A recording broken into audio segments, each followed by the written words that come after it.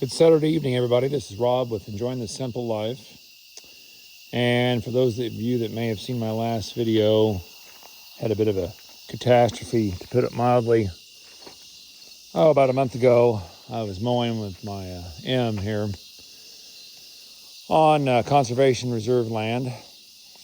And for those of you that aren't familiar, that's just basically grassy area like what you see around me here.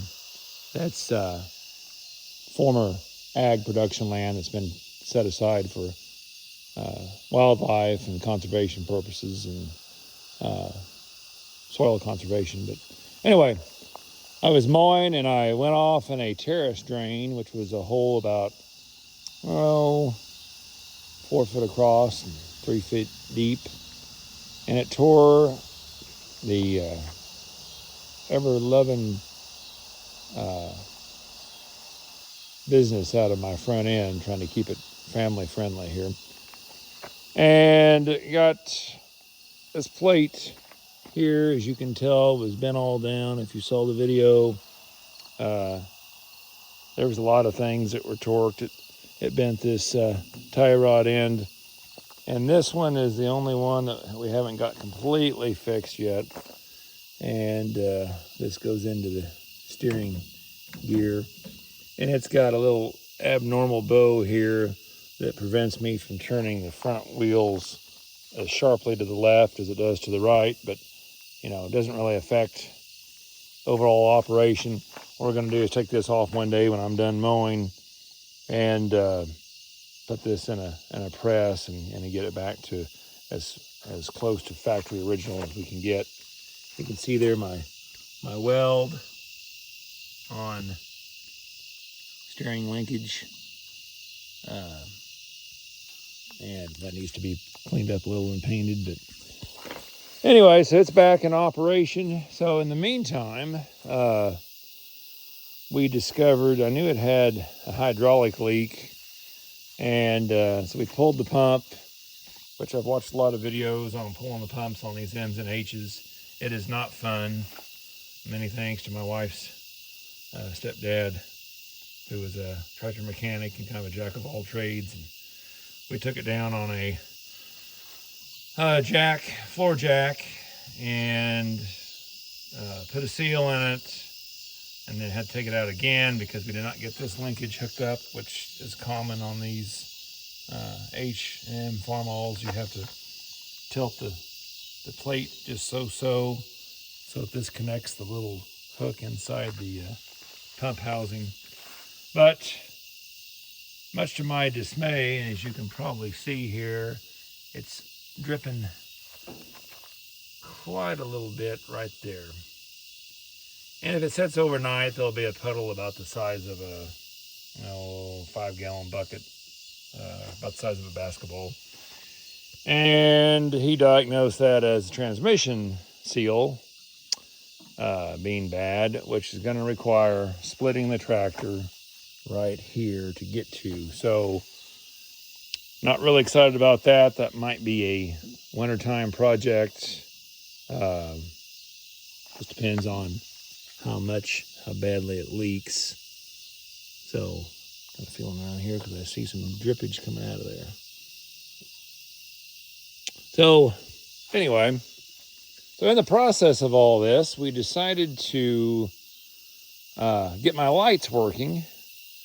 And long story short, we discovered that the alternator really wasn't putting out much of a charge, and whoever had this tractor before had a secondary switch here that you pulled out to excite the alternator after the 12-volt conversion.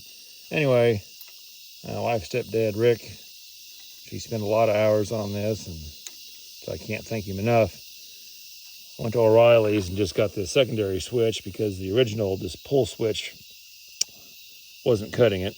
Didn't have enough ports for everything. So now, when you run the tractor, there's no exciting the alternator. Everything works as it should. And one of my most exciting parts of today,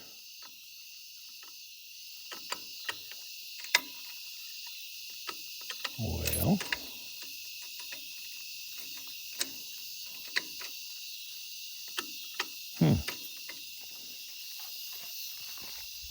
supposed to have headlights. Oh, well, for some reason I disconnected the battery, or it came off on its own. So, bear with me. Look there.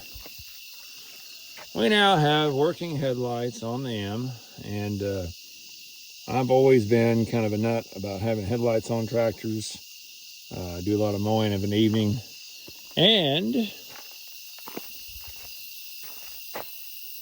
ordered a $20 O'Reilly special work light, and happened to mount up really nicely behind the seat, and the wiring job all goes up underneath the pedestal. So now I have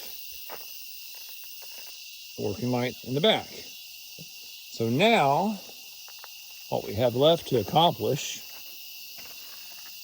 now that I have a working alternator, working lights, quasi leak-proof lift pump, which before, after I mowed for an hour, I could back into my building here and it would leave a stream, a noticeable stream of hydraulic fluid in its wake. And this, I can tell by smell and touch, is 80-90 weight, which I just put in the rear end. So anyway, after hours and hours and hours of painstaking work and labor, once we get this straightened out, I'll have full access, full range of steering, and eventually maybe replace that transmission seal, which is low priority right now. And then the last thing I want to do is somebody's turn these wheels around. They sit 96 inches apart, which is great for stability, but my trailer only has 83 inches behind or between the wheel wells, so I can't haul this on tractor right now. So what I will have to do is jack this up and block it, pull these off and flip them around, flip them side by side, so that I can get down to like 80 inches or so. But anyway, for those that were interested in the update on the crippled M, it's revived. I didn't think the front end would ever be operable again, but it just goes to show, like so many of you have commented, that this old iron was designed to be worked on and welded and patched together. But you know, I've got a 2016 Kubota sitting right there with a 7-foot mower, and I have mowed quite a bit of CRP with it. But to be honest with you, it's just not as much fun as it is to mow with this 75-year-old tractor with an uncomfortable spring seat that wobbles around. But let me tell you what, when you're behind the wheel of this tractor on that spring seat, listening to the 4-cylinder Farmall engine, looks like I didn't get this back on straight. There we go. There's just no substitute, to be honest. And the smell of gas and grease and exhaust, it just brings me back to a simpler time, a time when